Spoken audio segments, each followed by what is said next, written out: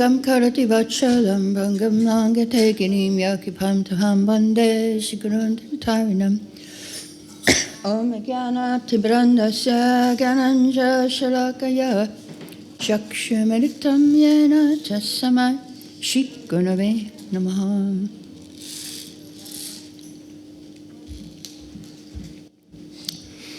So we're going to read first a verse from Srimad Bhagavatam.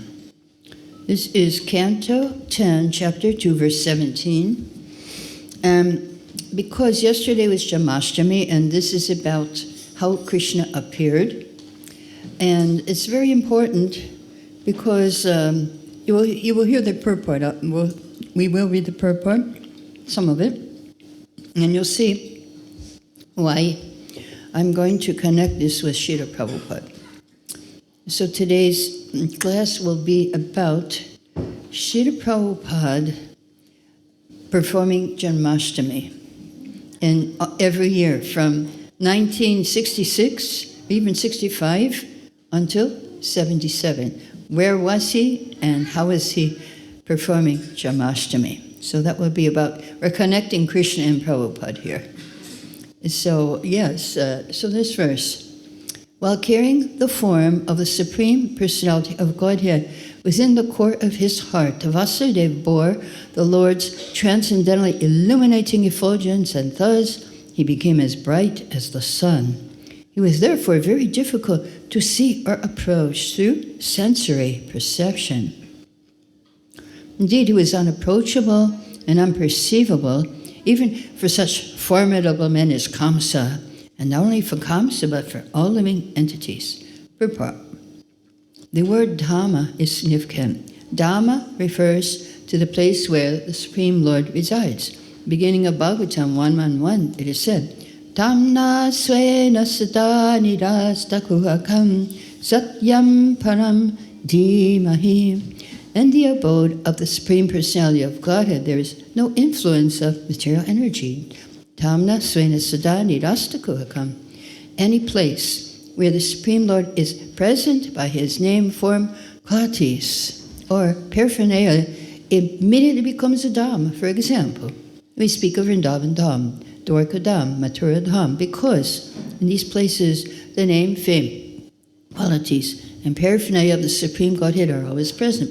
Similarly, if one is empowered by the Supreme Personality of Godhead to do something, the core of his heart becomes a Dhamma, and thus he becomes so extraordinarily powerful, people in general are astonished to observe his activities because he's unapproachable. His enemies are simply struck with wonder, explained here by the words Dara Sado Tidur Dasha. So this is not only an explanation of Vasudeva, it's an explanation of Srila Prabhupada also. He carried the Dham. Wherever he went, he brought Vrindavan.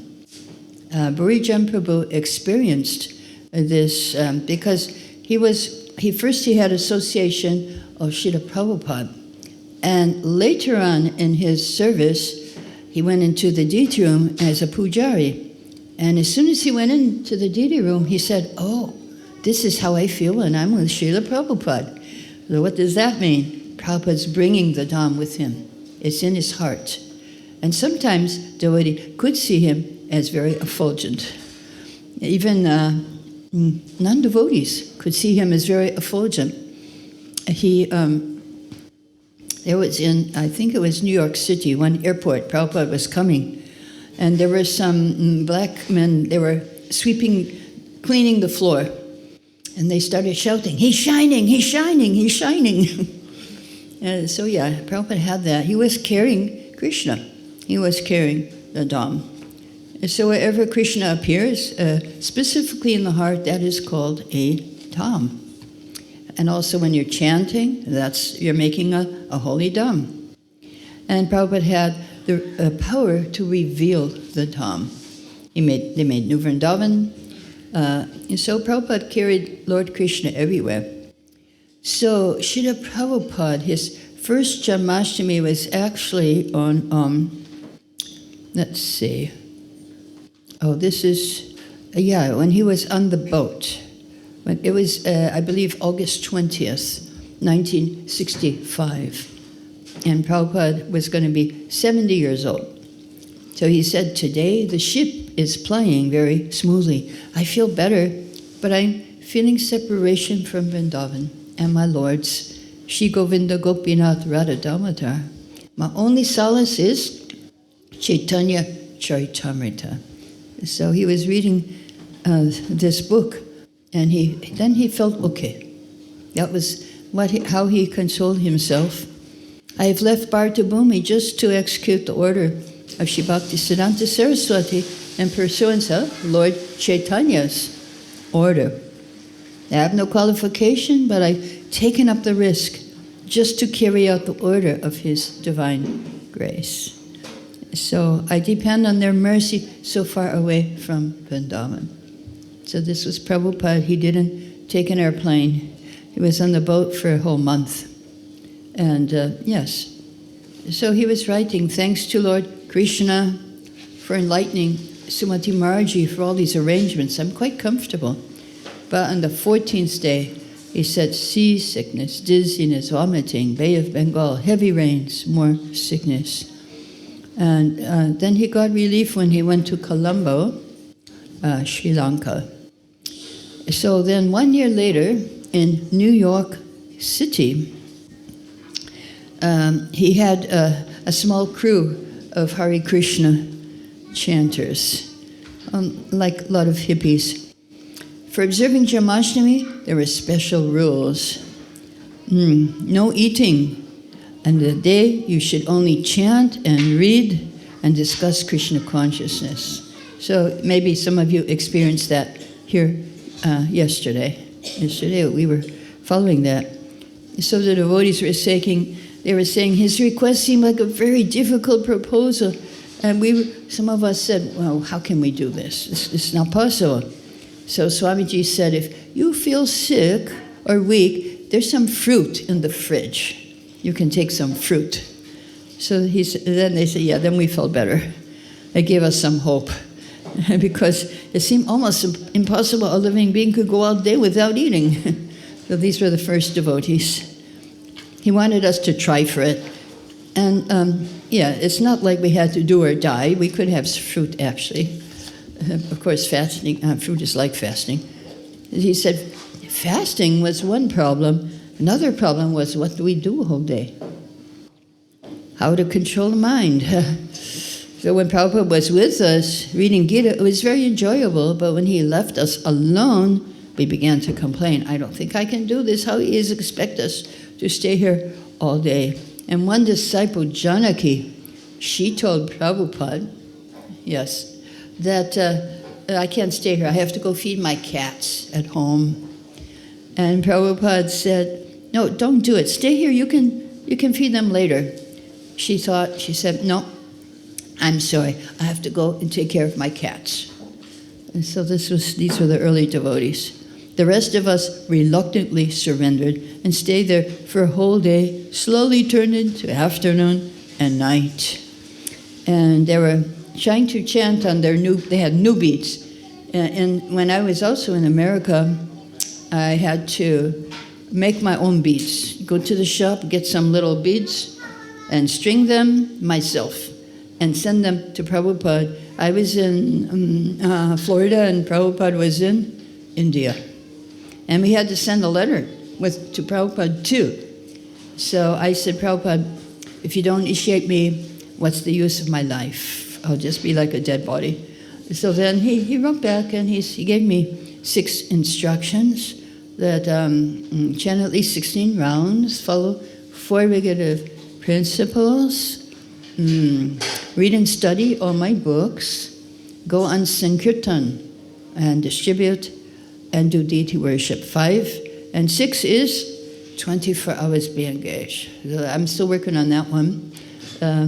Maybe that means when you do bhajan, you should be 24 hours engaged. No more traveling, just think about Krishna. And so then until 11, they were chanting, reading, and sleeping. And then they went up to Prabhupada's room, and they were eating prasadam. And so Prabhupada was telling stories about Krishna. No one was at, now they're going to have initiation too. No one was asked to shave their head or cut their hair or change their dress. Some of them were in jeans, it was with long hair. And no one even gave Guru Dakshina, anything to Prabhupada. They were just there. And they didn't even help him. He had to do most of the cooking and all the preparation for initiation. And Prabhupada, of course, he didn't mind. And some of them didn't even know what the 4 regulative principles, and if you get initiated, you have to do that. You have to follow it.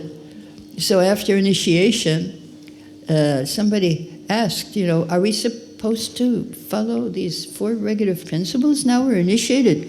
And Prabhupada said, I'm very glad you are finally asking me that question. So this is the first Jamashtami. And yes, so Prabhupada was happy. And there was so much smoke. Prabhupada said, I thought they're going to call the fire department here. Because it was, they couldn't open the window, it was like, anyway, they couldn't disturb the neighbors. And so the next Jamashtami was in Vrindavan, and there's no, he went to India because he was sick, and he went to see his doctor, his Ayurvedic doctor, and he celebrated Jamashtami in Vrindavan, I believe with Kirtananda Swami. So in 1968, he was in Canada, Montreal. And who was with him? 3 couples going to London. Malati Shamsundar, Gurudas Jamuna, and Janaki and Mukunda. They were all going, and also Malati's baby. They were all going to London to start the temple in London. And they were very successful. But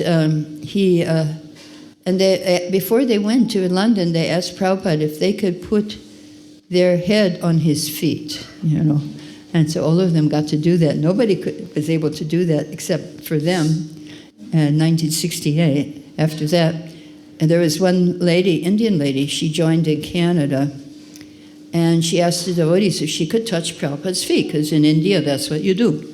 When you have guru, when you have saintly person, you go, you touch the feet. And they said, no, you can't do that. No. So Prabhupada came, and then there was a huge crowd of devotees to see Prabhupada, to welcome Prabhupada. And she was pushed. She was in front. She was pushed, and she fell on Prabhupada's feet. So Prabhupada fulfilled her desire to touch his feet. Yes, she's our god sister. So for this Jamashtami, Gopal Krishna was there. He was from Canada. And he mailed invitations to many Indians and made hundreds of phone calls. And so 300 people came. Although it was in a bowling alley, the temple.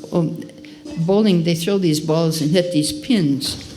So that's where the temple was, in an old bowling. They weren't throwing it now, but the devotees were living in that, and all these little, openings and where you throw the ball. And so that's where Prabhupada was for Jamashtami in 1968. And so he spoke, and then he had the devotees speak, Gaurasundar, Mukunda, Jamuna. And so after midnight, he stopped at the door. He turned to Hamsaduta, and he said, so Hamsaduta had done most of the cooking. Prabhupada said, these sweet balls were very good. And Hamsaduta said, thank you, Srila Prabhupada. Then Prabhupada said, but mine were better. He smiled. So yeah, he had a sense of humor. So everyone was feasting, and on Prabhupada's appearance day, they were all praising Prabhupada. And then there was a new boy who came, and Prabhupada asked him to speak, just a new bhakta. And the new bhakta said, I don't know anything about Krishna consciousness, but I'm serving you every day by rolling chapatis in the kitchen.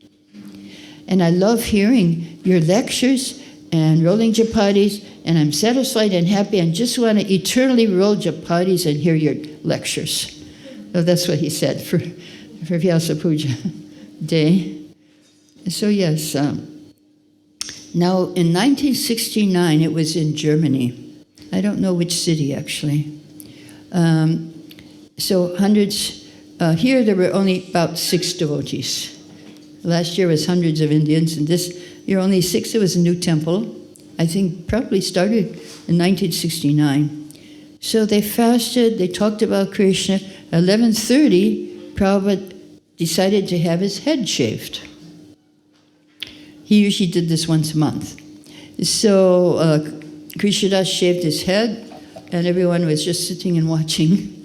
This was Janmashtami, 1969. 6 devotees. And devotees just love watching Prabhupada anyway. Then, of course, they went to the temple at midnight. 1970, Prabhupada was in Tokyo, Japan, for Janmashtami. And he sat in the room. They were reading Krishna book. And Prabhupada, he almost was reading Krishna book with so much enthusiasm. And so he said, yes, this is Krishna's book, not my book. And they read from sunrise until sunset. Actually, we were supposed to read, from sunrise till midnight. And we all had to take turns reading. So one time, I was reading in Calcutta, 1972. It was my time to read, and only one person was in the audience, and it was Prabhupada's sister. So I was being very dramatic. Until, Krishna left the gopis. She started crying. She doesn't know English, She just knows Bengali. I was reading in English. And then Prabhupada, when I went to Vrindavan, Prabhupada said, my sister says, you speak Bhagavatam very nicely. I was reading Krishna book, but 30 years later, I started speaking Bhagavatam, so the words came true. Even though not at that time, 30 years later, I started teaching Bhakti Vaibhava, Bhakti Vedanta, everything. So 1971, Prabhupada was in London. So then Prabhupada said, we should try to understand Krishna philosophically. We shouldn't go away when they start talking philosophy. If there's a story, everyone's interested. But philosophy, no. But hearing story only, we can't remember Krishna. And religion, if it's not based on philosophy, it will be lost. It will be gone. So there's so many Krishna temples, but no discussion about Krishna in India. They think Krishna is an idol, and they say, Jai Jagadish Hare, and give me this, give me that. Didi should be your servant. And so this is not how we do. We want to be servant of Krishna. So 1972, Janmashtami was in New Vrindavan, America. And after Arati, again, they started to read Krishna book. Everything was packed. There was no room in the temple for everyone. So some were inside, some were outside. And this reading was going on for hours and hours into late night. Devotees were tired. And so they were reading introduction, Krishna's advent, and then the prayers of the demigods, a huge chapter. And devotees were trying to be attentive, but everyone was fasting, and they were falling asleep, most of them, at midnight or 2 o'clock. One lady, devotee, one of my godsisters, she was sitting near the Vyasa-san. Somehow she got in. She went in early. And then what happened was the lights went out, right in the middle of reading Krishna book. And so she wanted to look at Prabhupada to see what his expression would be when the lights came on. So the lights came on and Prabhupada was smiling, and he said, now Krishna is sitting on Yashoda's lap. And that was the end of the reading. And then they said, I see you're very tired. So let us have prasadam. I think it was about 2 in the morning. And everybody, but actually every time they would finish a chapter, they would all go Jai and hope it was time for prasadam. But it took a long time until prasadam came. I think it was about 2 in the morning. So in 1973, Prabhupada was in London, England, UK, and he was offering, actually, it was installation, I believe, of the Radha Gokulananda, and Prabhupada was offering the arti. And one devotee, Vishaka, was photographing him, and she said, oh, how gracefully he's offering the different items, beautiful circles. And he was so focused. But everyone else was looking at Prabhupada. When Prabhupada was there, we just looked at him. We didn't look at the deities. Especially when dramas were happening, because Prabhupada's expressions were more interesting than the drama, how Prabhupada was taking it. And even Prabhupada loved the dramas. He would say, one time it was a drama in Juhu, Bombay, and all the actors, after the drama, Prabhupada said, this is better than the real thing. He must have seen the real thing to say that. He said, oh, this drama was so amazing.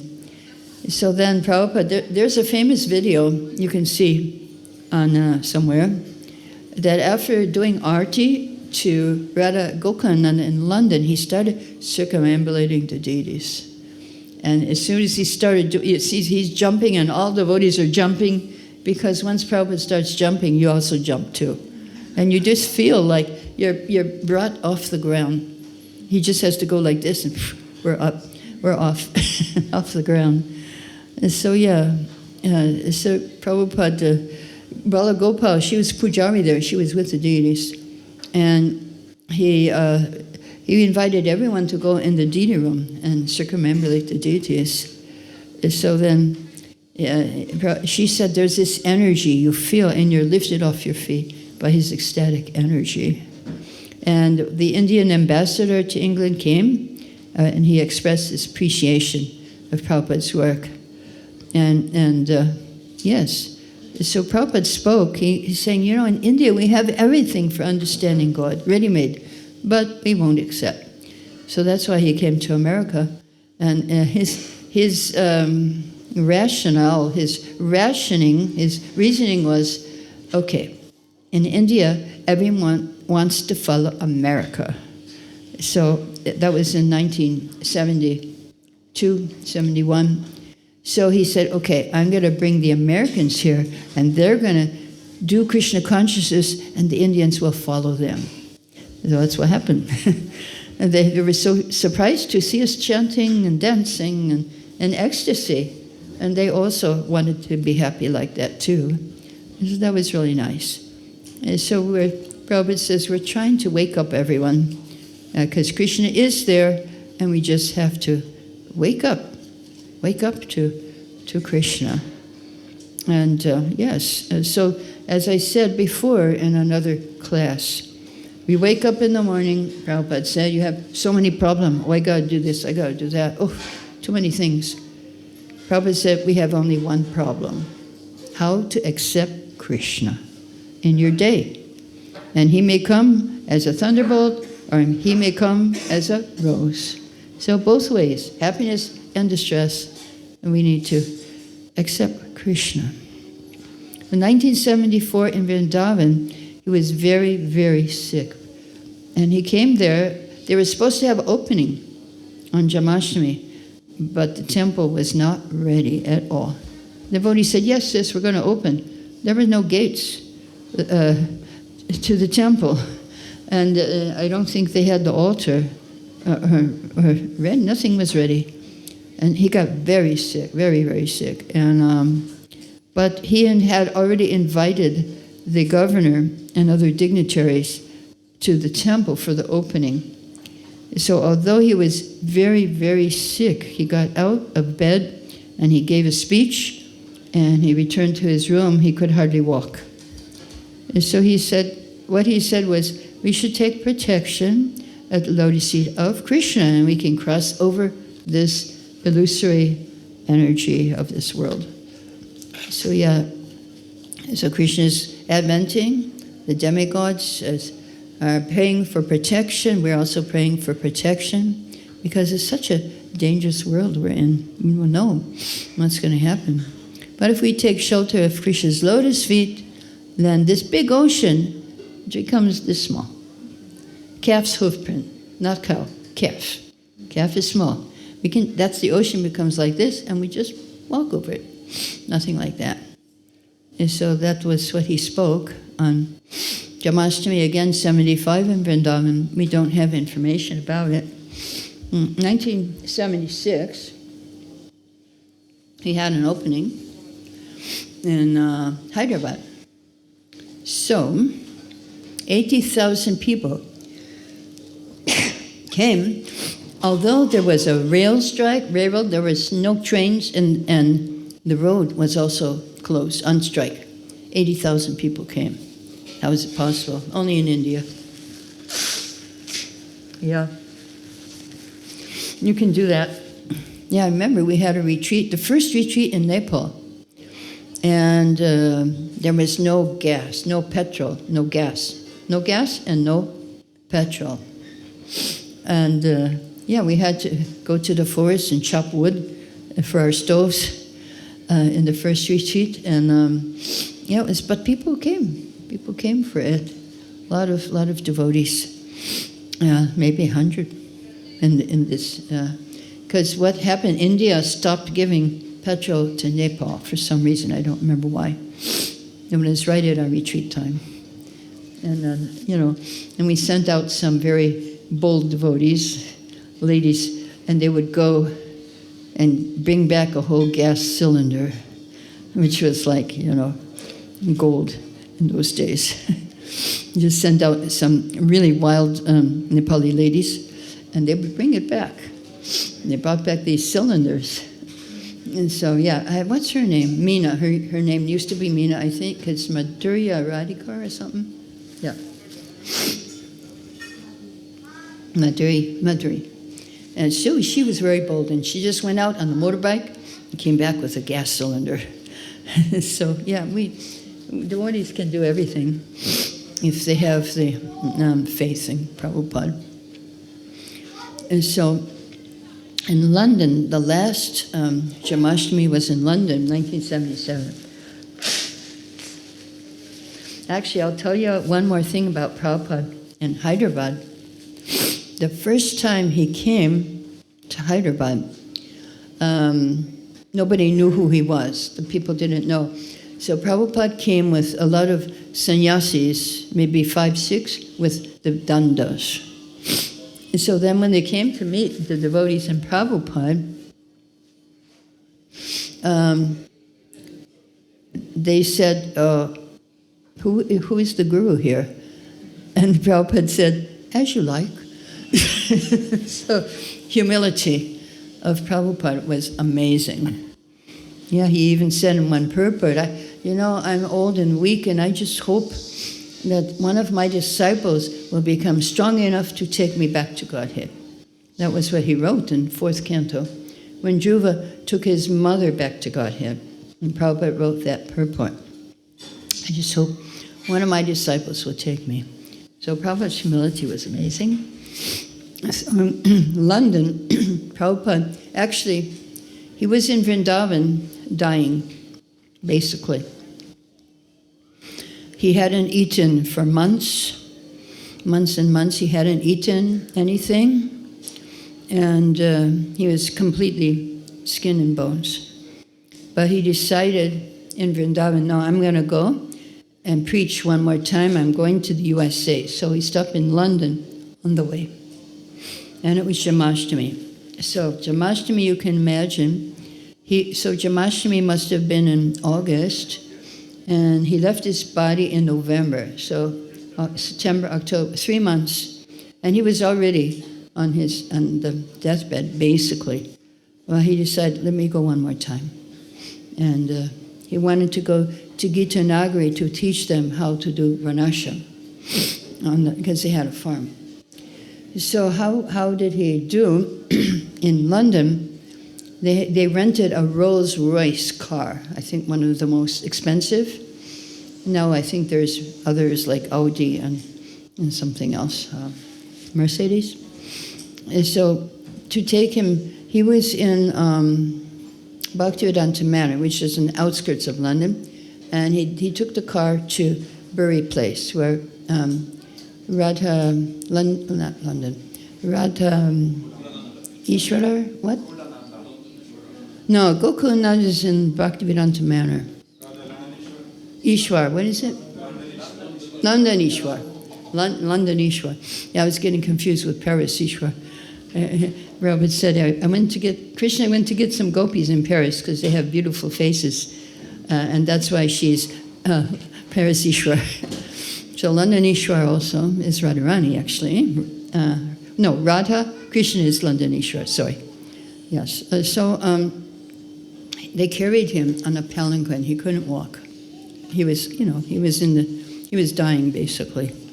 And then he took off. He was wearing sunglasses all the time, and his eyes were just flooding with tears. And devotees were chanting his name and the names of Radha and Krishna. And so on the way back to the manor, then they had a Vyasa Puja, and Prabhupada just sat there and recited Prabhupada's pastimes of preaching days in London. Because he was preaching in London from, I think it was 69, 70 perhaps. Because after they met the Beatles, then it was very big in London. It became very big. So, yes, that was on Janmashtami. He was reciting his pastime. Next day was Vyasa Puja, his 82nd birthday. And he was remembering his childhood, and his uncle called him Nandalal because he's born on the day Nanda Maharaj gave presents to the Brahmins, day after Krishna's birthday. And that's why we have the feast today. It's for Prabhupada. And that's the day that Krishna's father celebrated Krishna's birthday. Because he couldn't celebrate, he arrived at midnight, the night before. Last night, Krishna arrived at midnight, so he couldn't do anything at midnight. So then, next day, now is the celebration, actually, of Krishna's birth, and also celebration of Prabhupada's birth, too. So because he was born on this day, they call him Nandula. They call Prabhupada Nandula. But actually, when the devotees made the cake, it was 3 levels, 5 feet long. I don't know what that is in meters, but it's like the height of somebody, Prabhupada's height, but that big. And then he noticed there's only 81 candles, because in the West, we count from the first birthday after 1 year. But in India, he said they count from the birth. That's the first day. First day is your first birthday. And then after 1 year, you have your second birthday. Now that's how they count, at least in Prabhupada's time. They were counting like that. He said, no, 82 it should be. How he counted so fast, I don't know. But anyway, 82 candles, yes, and that's, yes. So after that, Prabhupada's health became much worse. He couldn't even go down to temple, and plans changed. He had to cancel America. He had to go for operation, and then he went back. He's back to Vrindavan. I want to go back. And he landed in Bombay. Well, first he wanted to go to Bombay because he said, if I just live a few days more, I will see the opening of Bombay Temple. And he actually didn't live to see the opening. But as soon as he came to Bombay, his rooms weren't ready. And he said, I want to stay in my rooms. So they had to fix everything up. I think they were still polishing the floor with a machine. And he stayed in his rooms for the first and last time. And then, yes. So then when Srinathji, I knew Srinathji, now he's left his body. He was a disciple of Radhanath Swami. So when Prabhupada was here, this devotee was just arguing. He was impersonalist, arguing with Prabhupada, arguing the whole time. And now when Prabhupada came back, he surrendered. And he had to drive the Prabhupada to the train. And actually, the train time, I think, was 11:30. But Prabhupada wanted to go earlier. He said, no, we have to go early. And when they got there, they found out that the train was leaving half an hour earlier. So Prabhupada knew.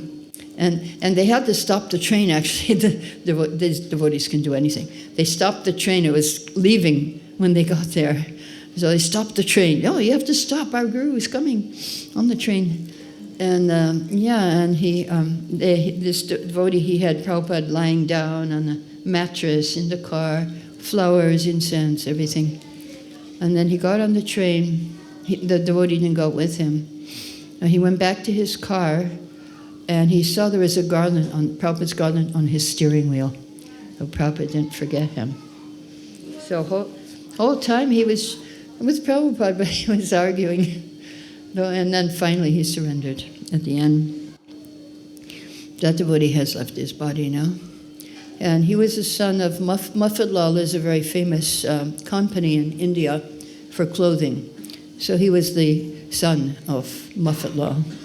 He was the heir to that family. I mean, they're very rich. So yes,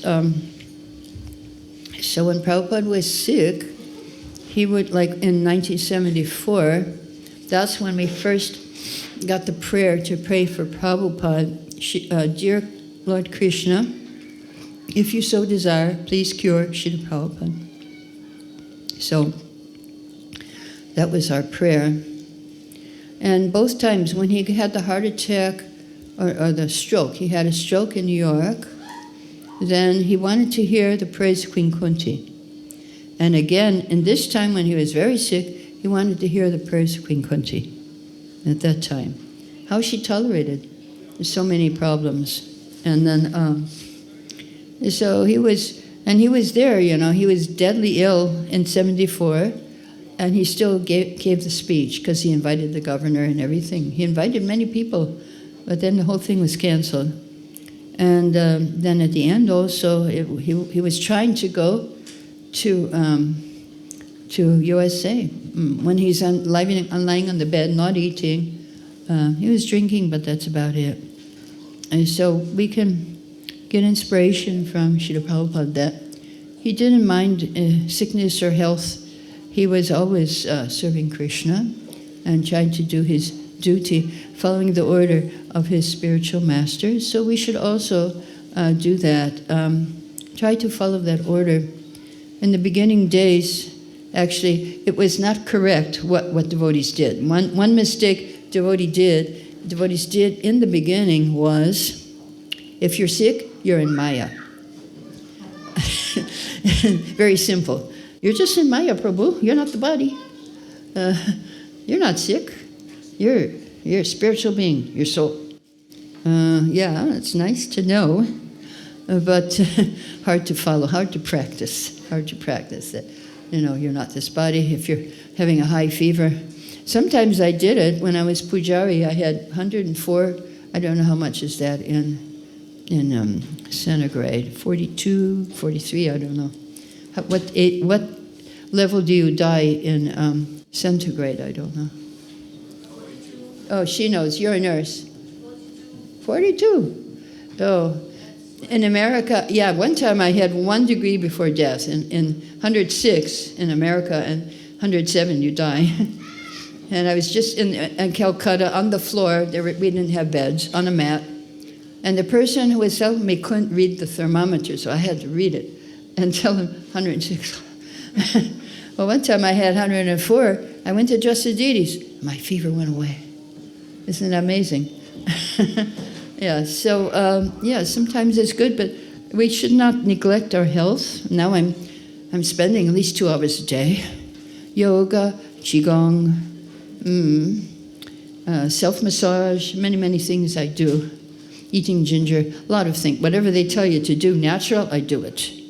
And nothing, only Ayurvedic, natural, nothing out of that. So we have to.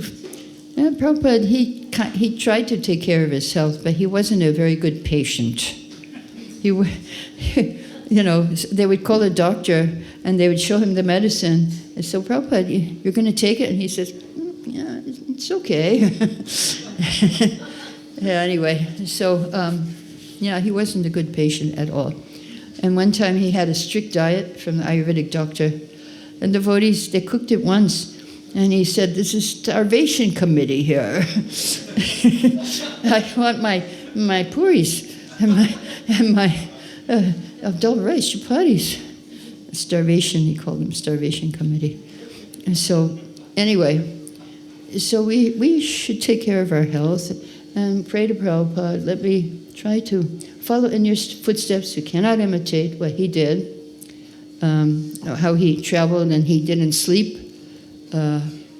We cannot imitate him, but we can try to follow in his footsteps, follow his orders, his instructions, and then we can progress in spiritual life.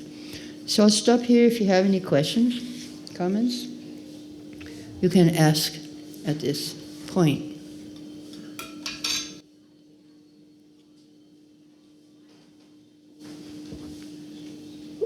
Yes.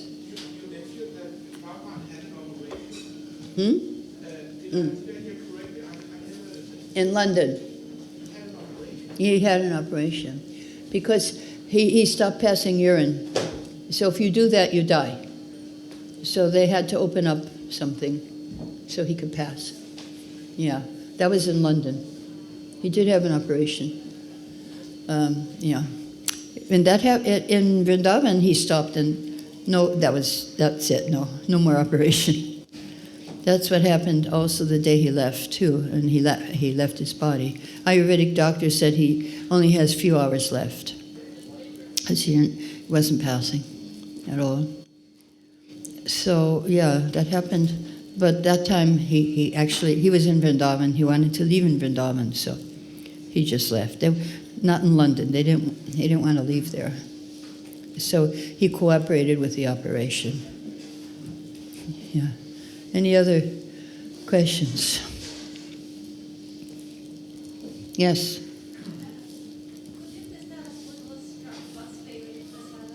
Favorite prasadam? Kachoris. And they might be serving kachoris today, to Prabhupada. They used to, when he was a child, he would stuff kachoris in his pockets. And they would call him Kachori Mukhi, because he just liked to eat kachoris. And also at night, he had to have puris. When he was a child, he refused to eat chapatis, only puris. Only puris. But then one of his servants was such a good chapati maker, he convinced Prabhupada to eat a chapati. And after that, it was chapatis. That servant was very expert, and he cooked for Prabhupada chapatis. Yeah, his favorite was really kachoris. And then rice dal chapati sabji for lunch. For breakfast, he had sweets, Bengali sweets, sandesh, rasgulla, burfi, some nuts, some fruit, and maybe chira, I think so, maybe poha, chira. Chira, he liked chira, not chira. He liked puffed rice. He liked that at night, puffed rice. And he didn't snack, and milk, he liked milk at night. Yes, Aditya.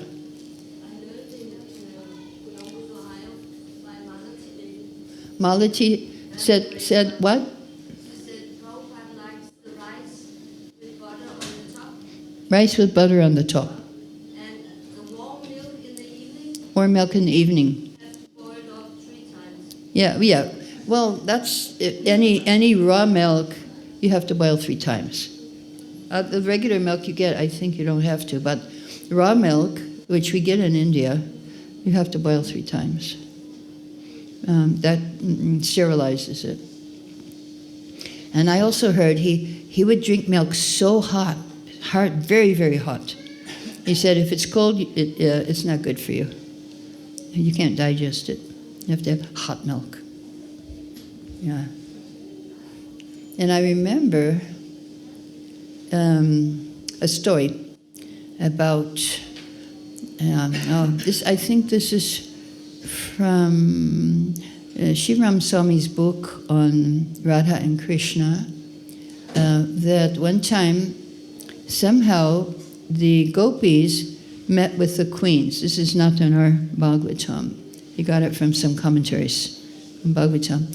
And the queens, Satyabhama made hot milk for Radharani. And then after Radharani took the milk, Krishna got burned. And because he's so close to Radharani. Anyway, okay, any other questions, comments on this? Yes? Oh, I can't hear you. You got to come close. Come closer, come closer. I'm a little unsure how much time you personally got to spend with Prabhupada. Yeah. My question is your fondest memory. My fondest memory? Well, whenever Prabhupada came, that was my fondest memory. Every time. Every time. The fondest one, okay. Well, there's two go together that I already told this, I think, in one class here. I can't remember if I did or not, but I think so. I was the pujari of Radha Govinda in Calcutta. So we had every day 50 garlands donated. All the flowers, rose, jasmine, gardenia, we had all the flowers. And 4 kinds of champa. One kind of champa was light yellow, and they said that was the color of Lord Chaitanya. And one was dark yellow, and they said that was the color of Radharani. And then there's the other champa, like you get in the West. That one you don't get in the West. Somebody have a baby lost? Oh. Uh-oh. So, yeah, we had all these flowers, plus I was buying 144 lotus flowers every day. Big ones, like your head. And they would open up huge lotus flowers every day. 144 roses every day, plus all other kind of flowers. So it was like a huge amount of flowers. And so the back window of the deities was open, and every day bumblebees would come in, and they would come to Radha Govinda and circumambulate and sit in the lotus flowers. Like if I put one on Krishna's flute, there would be a bee inside. And then we also had Jagannath. And at that altar, small bees would come, and they would sit on the garlands whole day. Just sit. And that's the description of Vaikuntha. Bees are sitting on the garlands. We got to see it. And we got to see the Radharani's bumblebee also on her side. So then, after that, Prabhupada was taking darshan one morning, and I was dressing the deities, and people were donating so many more garlands, and I was just putting up all over. The whole thing was covered with garlands, because I'm really fast. I do puja in an hour, and then I buy the flowers in the second hour, and then I decorate in part of the second hour. And so Prabhupada came for darshan. And then after that, he sat on the Vyasasan and surrounded by sannyasis. And he called myself and my husband up. We were the pujaris. And he said, "Thank you very much for addressing Radha Madhava so nicely." It was Govinda, he called them Madhava. And so we were offering obeisances. And after that, one sannyasi came and told us, "Did you hear what Prabhupada said when you were offering obeisances?" And we said, "No." And he said, "Prabhupada said, be blessed." We got the blessing. Age of 25, but, you can't retire. It's too young. You have to keep going. Or it's not retirement age. You get the blessings, your life's perfect, right? Oh, we got it. But actually, next day, I was thinking, well, okay, yesterday I got the blessing. Today I have to earn it again. And so we have to keep trying to earn the blessings every day. So that was probably my favorite one. It's probably the favorite one. Another one was Mangalarti. I had to do like 4 artis a day, dress morning and night, and, wake them up, put them to sleep, So I was 20 hours engaged, 4 hours sleep for 5 years when I was young. When you're young, you can do anything. You think you're invincible. But now I cannot do that. But anyway, so I was doing Mangalarti. So in the temple in those days, there was no separation between the deity room and the temple. It was just like a chain across. And so Prabhupada, I was doing Mangalarti. I turn around with the ghee lamp, and there's Prabhupada. I think, should I do a puja, or should I just give him the ghee lamp? What should I do? So then I did quick puja and gave him the ghee lamp. And then the whole Mangal Arti, I was very awake, very concentrated, very focused, very nervous. And after that, I thought, okay, I should do all my service like that. Prabhupada's watching me. So, when I remember that, I get more focused in my service. Yeah, there's all those kind of, Yeah, I told you about Vrindavan, yeah. Mayapur, I went to Mayapur. I was in Calcutta, and whenever Prabhupada would come, I would do typing for him, like Bhagavatam, Chaitanya Charitamrita, anything. I would do it. Because the first day, typists were very, very special in the early days because they were doing Bhagavad Gita. And we had to type it for Macmillan. And not only that, they said, you have to learn Sanskrit, how to read, because they gave me Ishopanishad. Here's the Sanskrit, there's the English. You have to, when the Sanskrit comes, you have to put it into English letters. Okay, no problem. We did that. And then when I was in Calcutta, his Sanskrit editor knew me from Boston, and he said, Prabhupada wants to dictate Chaitanya Charitamrita, and we need somebody to type, and you have to learn Bengali, and we're leaving tomorrow. I said, no problem.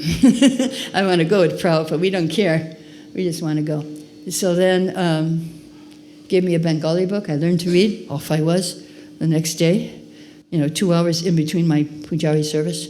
That was before I became head Pujari. I was just one of them. There were many, so I could go.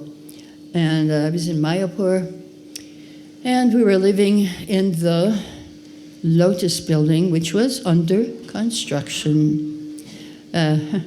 Ladies' ashram, we had no door. The next room had a door, but the next room had no floor, and we were on the first floor. So we had to walk across a piece of wood to get to the door, and we had bathrooms, but there were no pipes. So we had to go on the veranda. We were having our bath, and then bathroom was out in some dark, forbidden place. So we didn't go there. We just went close to the building. But anyway, very austere. There were no windows. There were holes in the wall, and the doors had no handles. So if the wind came, there goes the door. So anyway, so I was in another room. I was typing Prabhupada's Chaitanya Charitamrita, and I had this, not electric. We didn't have electricity, so it was manual typewriter.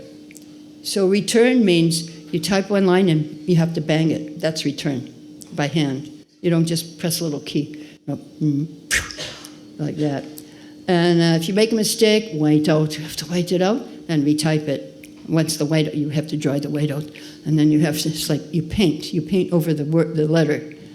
And so then, I was there, and Prabhupada looked in my hole in the wall, and he saw me, and I was like sitting, I was listening to Prabhupada dictate Bengali. I had this big Bengali Chaitanya Charitamrita, whole book, open. So I would hear Prabhupada say the Bengali, I would read the Bengali, and I would type it in English, and then type his whole thing. So Prabhupada said, you know Bengali? Yes, Srila Prabhupada. I didn't know, I could read, that was about it. So he called me to his room. He said, so, you know Bengali? Yes, Srila Prabhupada. So you learn how to type on Bengali typewriter. And we would do many books together. I had dreams, I'm going to travel Of course, it never happened because, meanwhile, in Calcutta, all the pujaris ran away because we got a new temple president, Gargamuni there. He had a reputation. And so they were afraid, and I had to go back and be head pujari. So that ended that, except I did do many books with Srila Prabhupada. I wrote books, like 20, 30, 20, 21. So it happened again. He was prophesizing. And then I'll just tell one brief thing about that. There was a Bengali brahmachari teaching me to type on the Bengali typewriter. That's also manual too. And so then I said to the Bengali, I said, see, look, you just remember where the keys are, and you just look at the paper, you don't have to look at the keys. And he said, oh, now I understand what Prabhupada told me. Prabhupada told me, you teach her and you learn from her also. I was teaching him touch typing in Bengali. Anyway, so Hare Krishna, all glories to Prabhupada.